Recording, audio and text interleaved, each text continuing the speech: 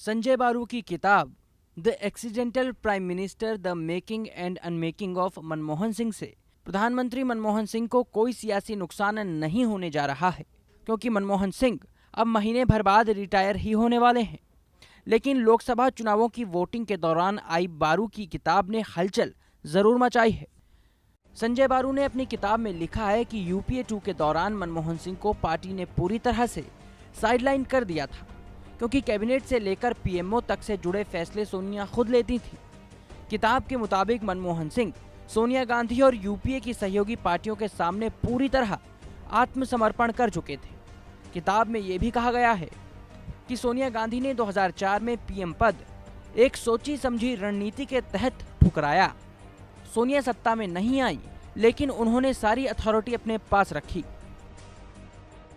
कांग्रेस का कहना है कि संजय बारू ऐसी बातें सिर्फ इसलिए लिख रहे हैं कि किताब की बिक्री बढ़े।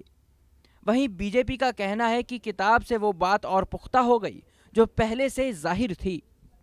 देखिए, जो बात पूरा देश जानता था, न केवल पूरा देश, पूरी दुनिया जानती थी कि Sonia Gandhi ji super prime minister की भूमिका में है। न केवल सोनिया गांधी जी बल्कि उनका खुद का सुपर पीएमओ चलता है, और जो कुछ भी प्रधानमंत्री जी करते हैं, अगर वो छींकते भी हैं तो उससे पहले सोनिया गांधी जी की परमिशन लेनी पड़ती है। तो निश्चित तौर से जो बात हर व्यक्ति के जुबान पे थी, उस बात को उनके मीडिया सलाहकार ने उजागर की है। इसमें कोई नई बात नहीं। जिस तरह का उन्होंने लिखा है, खास तौर से जब आप इस तरह के दफ्तर में काम करते हैं और लोग ये मानते हैं कि आपके पास सारी सूचनाएं होंगी, उस समय सूचनाओं को तोड़ मरोड़ के पेश करना उचित नहीं है।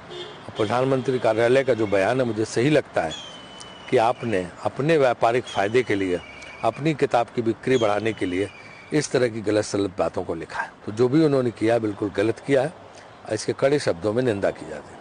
बारू मनमोहन सिंह के काफी करीबी माने जाते रहे थे और लंबे समय तक उनसे जुड़े रहे।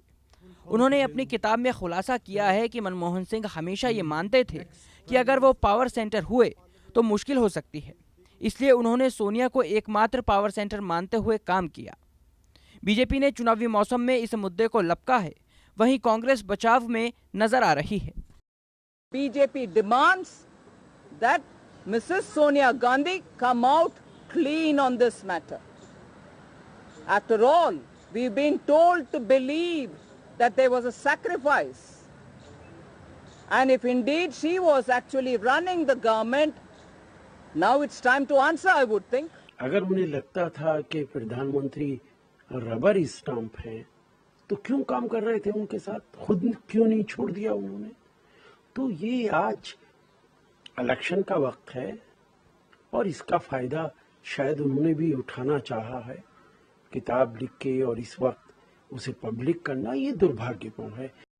मजे की बात यह है कि कांग्रेस इस किताब से ज्यादा परेशान इसलिए नहीं दिख रही क्योंकि मनमोहन सिंह का टाइम निकल चुका है। शायद यही वजह है जो बीजेपी मुद्दे उठा भी रही है तो बेमन से। ब्यूरो रिपोर्ट, जानो दुनिया।